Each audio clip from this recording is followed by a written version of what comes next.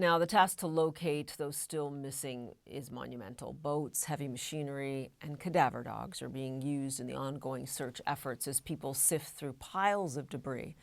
Amid questions about their preparation and early response to the disaster, some of the issues we were just discussing here, local authorities have tried to focus on the efforts of those first responders who managed to safely rescue people from vehicles and homes and now continue their search 1 week on. My next guest is the deputy editorial page editor for the San Antonio Express-News.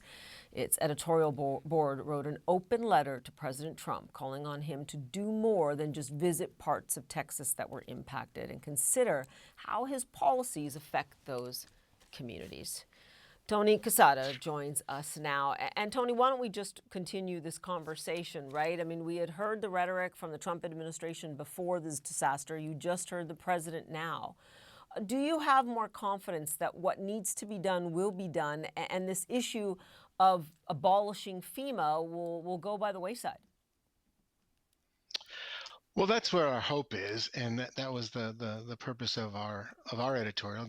Not that that we think that ours is the dispositive thing that the president's going to look at and make decisions by, but certainly um, to get our community thinking about that and the importance of it. And um, when you hear some of the rhetoric that had been uh, voiced in the past about FEMA and about various federal agencies that in some way either prepare for or respond to natural disasters, uh, we would worry that that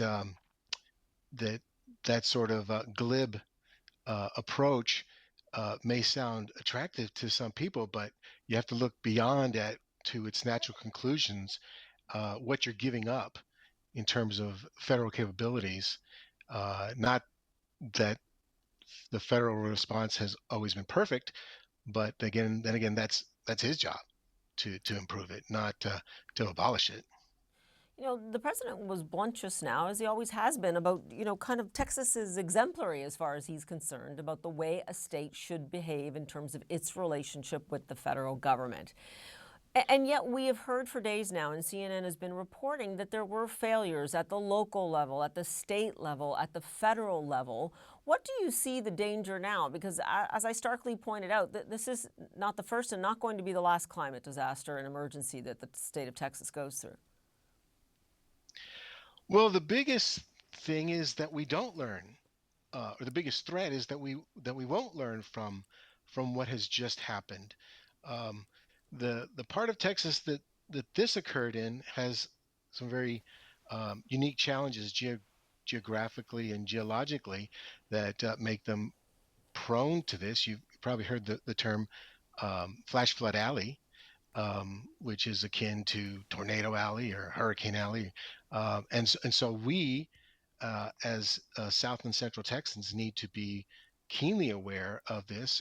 We need to do a better job of communicating and educating just the average folk who live, work, or vacation in these areas. That while the beauty of these areas is quite attractive, and there's no reason we shouldn't be able to enjoy them.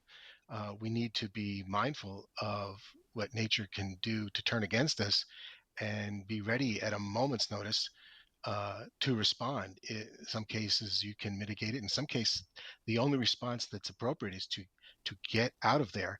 And when we reach that point, we need effective tools to do that, and an effective response from all levels of government and all the way down to just And the so rank and file folks. And so, Tony, help us out here. What was the missing link when you say that everyone has to learn from this so that it doesn't happen again? What do you think should be done?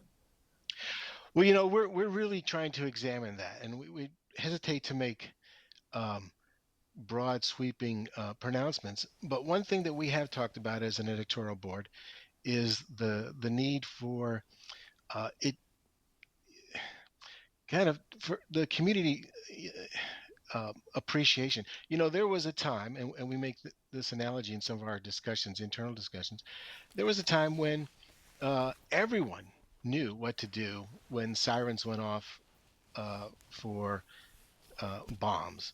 Everyone in certain parts of the country knows exactly what to do when a tornado siren goes off, or when hurricanes are bearing down, or when tsunamis are threatening, say, the northern Pacific coast. That's part of their cultural DNA, Hmm. and and we worry that we've lost that. We don't understand the threat that is at our doorstep when we are in these parts of of Texas. We're not necessarily going to withdraw from them. Um, we enjoy them, and but we need to then take So, appropriate steps Tony, to do so. Tony, I appreciate the thoughts there, and certainly we will listen right now again to the president. He takes questions in Kerrville. And heroin